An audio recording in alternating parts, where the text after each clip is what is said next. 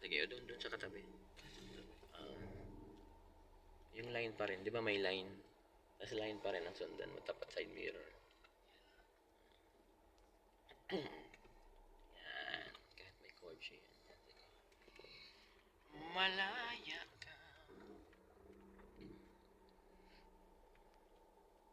Line pa rin yan or yung pinaka gulong sa likod ng yung ano na yan. Kulay mo na yan. Ayun. Pwede na yan. Ayun na yung gulong niya sa likod. Full turn mo lang. Okay, sagad mo man. Yan. Tapos yung kotse na to, dapat lumabas dun sa kaliwa. Para walang bayarin. Makikita mo yan, una yung makita dyan, bumper, unang pintuan.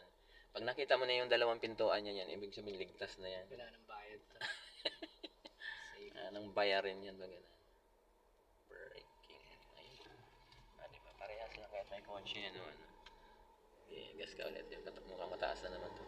Sige, idiretso mo lang. Hanggang sumamba. Tapos sabay breakan mo. Yan. Tapos ngayon sir, pwede mong ipantay yung side mirror mo sa side mirror lang niya. Yan, pwede na yan. Para, kasi siya, tingnan mo siya, hindi niya binangga yung gulong niya sa stopper. Mas madaling reference pala to. Pag may kotse siya, mas madali kaysa sa line. Kasi matatakot ka lang, isipin mo may katabi, baka mabangga ako. Pero pag ano, hindi. Ganun lang.